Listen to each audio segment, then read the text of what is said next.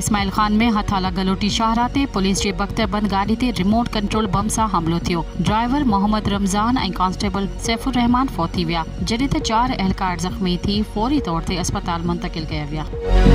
एशियाई तरक्याती बैंक पाकिस्तान लाइ $330 मिलियन मंज़ूर करे वरिता, जेके second power transmission strengthening project लाइ क़त बांधा वेंदा। मंसूबे जे तहत 500 किलोवाट जी नई 290 किलोमीटर ट्रांसमिशन लाइन ठाही वेंदी। इस्लामाबाद ऐं फैसलाबाद जे ग्रिड खे वधीक बहितर कयो वेंदो ऐं 3200 megawatt hydro power national grid ताईं मुंतकिल करण में मदद मिलंदी। फंड में $285 मिलियन आम कर्ज़ो ऐं $45 मिलियन रियायती कर्ज़ शामिल आहे।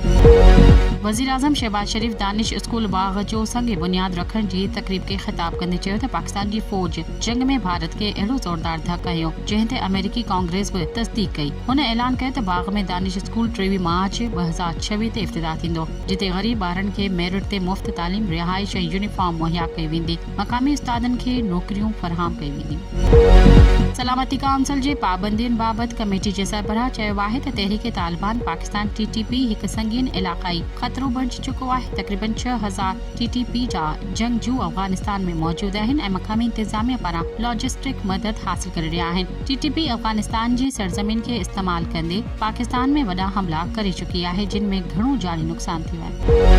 कराची में मंगोपीर वारे इलाइक़े में हिकु मार्बल फैक्ट्री जे मालिक खां 10 करोड़ रुपया भत्तो तलब कयो वियो आहे। भत्ते वारी पर्चीअ सां गॾु खेसि 2 गोलियूं बि मोकिली वयूं आहिनि। गुज़िर ॾींहुं तारिक रोड ते हिकु शोरूम ते भत्तो न ॾियण जे करे फायरिंग जो वाक़ियो पेश आयो, जंहिं में 50 लाख रुपयनि जो मुतालबो कयो वियो हो। पुलिस ॿिन्ही वाक़िअनि जा केस दाख़िल करे छॾिया आहिनि ऐं जांच शुरू करे छॾी आहे। पुलिस जो चवणु आहे त जल्दी जवाबदारनि खे गिरफ़्तार कयो वेंदो।